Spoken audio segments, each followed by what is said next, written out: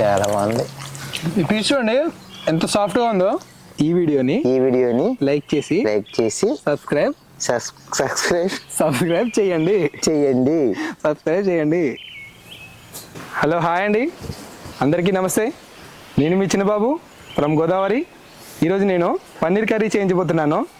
ఏంటి పన్నీర్ కర్రీ చేయించబోతున్నాను అంటున్నాడు అనుకుంటున్నారా? నేను రెస్టారెంట్ నడుపుతున్న టైంలో నా దగ్గర 3 చెఫ్లు పనిచేసేవాళ్ళు. ఈరోజు ఆ 3లో ఒకరి చేత పన్నీర్ కర్రీ చేయించబోతున్నాను. తను పన్నీర్ కర్రీ చేయడంలో చాలా స్పెషలిస్ట్ అన్నమాట. తన పన్నీర్ కర్రీ కోసం మా కర్రీ పాయింట్ దగ్గర అందరూ వెయిట్ చేసేవాళ్ళు. ఇంకా లేట్ చేయకుండా అతను ఎవరో మీకు నేను చూపిస్తాను. ఈయనేనండి ఆ స్పెషలిస్టు. శేఖర్, ఒకసారి హాయ్ చెప్పు. హాయ్, నమస్తే అండి. ఇంకా లేట్ చేయకుండా వీడియోలోకి వెళ్దాం.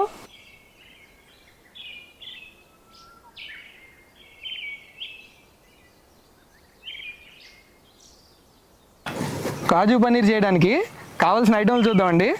శేఖర్, ఏమేమి కావాలి కాజు పన్నీర్ చేయడానికి? 1/2 కిలో పన్నీర్ తీసుకోవాలండి. వీటిని ఇలా చిన్న చిన్న పీసులు కట్ చేసుకోవాలి. 3 టమాటాలు ఇలాగా పేస్ట్ చేసి పెట్టుకోవాలి. తర్వాత 3 ఉల్లిపాయలు ఇలా సన్నగా కత్తిరించి పెట్టుకోవాలి. 5 పచ్చిమిరపకాయలు చిన్న ముక్కలు, తగినంత కొత్తిమీర, కరివేపాకు, కారం, ధనియాల పొడి, పసుపు, 100 గ్రాముల జీడిపప్పు, తగినంత ఉప్పు, అల్లం వెల్లుల్లి పేస్ట్, గరం మసాలా, నువ్వుపప్పు, దోసపప్పు పేస్ట్ చేసి పెట్టుకోవాలి. ఇవ్వండి మన కాజు పన్నీర్కి కావాల్సిన సరుకులు. మనం ఇప్పుడు పొయ్యి మీద బాగా పెట్టుకుందామండి. ఇందులో ఆయిల్ పోసుకోవాలి. ఒక 1/2 కేజీ నూనె వరకు పోసుకోవాలి. ఆయిల్ మీద కాక మనం ముందుగా కట్ చేసి పెట్టుకున్న పన్నీర్ ముక్కలు వేసుకోవాలండి.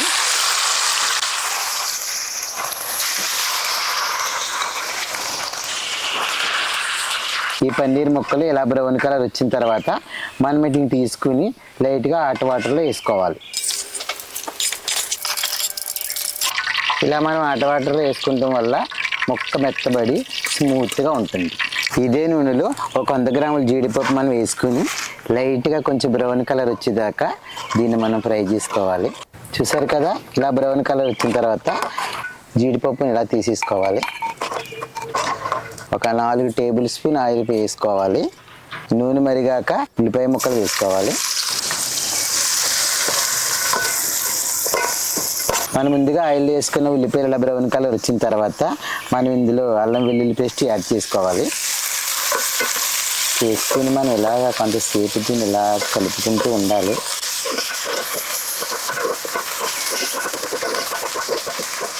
తర్వాత మనం 3 టమాటాలు గుజ్జు ముందుగా రెడీ చేసి పెట్టుకున్నాం కదా, దాన్ని కూడా ఇందులో యాడ్ చేసుకోవాలి.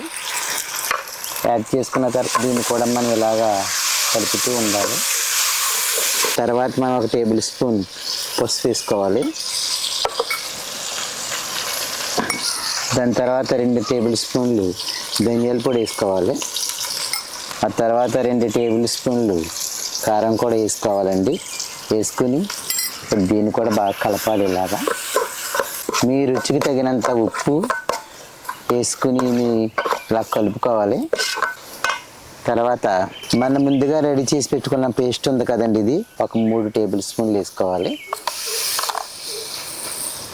వేసుకున్న తర్వాత దీన్ని కూడా ఇలా కొంచెంసేపు మనం కలిసే వరకు బాగా కలపాలండి. మనం ముందుగా రెడీ చేసి పెట్టుకున్న పచ్చిమిర్చి, కరివేపాకు ఇప్పుడు వేసుకోవాలండి.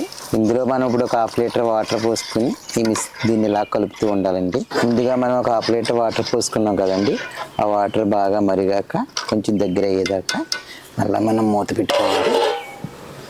ఇలా దగ్గర పడిన తర్వాత ముందుగా మనం పన్నీర్ ముక్కల్ని హాట్ వాటర్లో వేసుకున్నాం, లైట్ హాట్ వాటర్లో. ఇప్పుడు అవి లైట్ హాట్ వాటర్లో నుంచి ఇలా గట్టిగా పిండుకోవాలండి.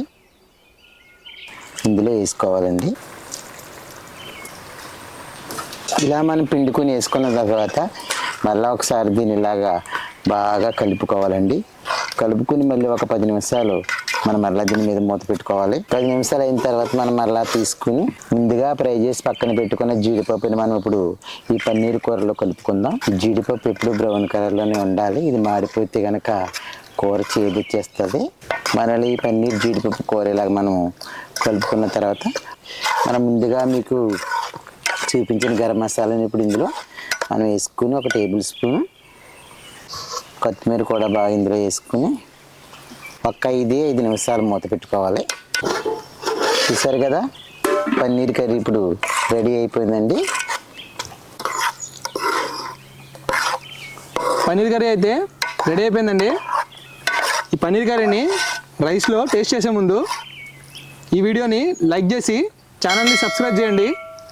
మీ ద్వారా మాకు చాలా సపోర్ట్ దొరుకుతుంది. ఒకసారి శేఖర్తో కూడా ఇదే మాట చెప్పిస్తాను మీకు.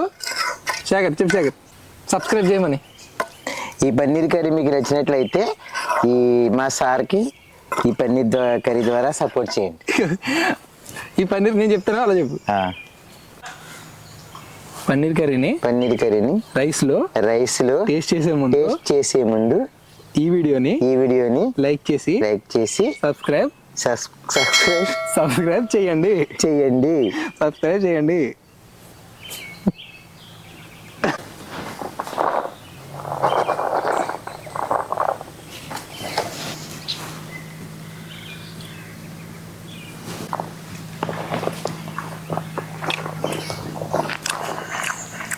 చాలా బాగుంది సార్. సూపర్ ఉందండి టేస్ట్. ఒకసారి మీరు కూడా ఇలా ట్రై చేయండి, చాలా బాగుంటుంది. నువ్వు కొంచెం ఈ పీస్ చూడండి ఎంత సాఫ్ట్గా ఉందో. సూపర్ అండి.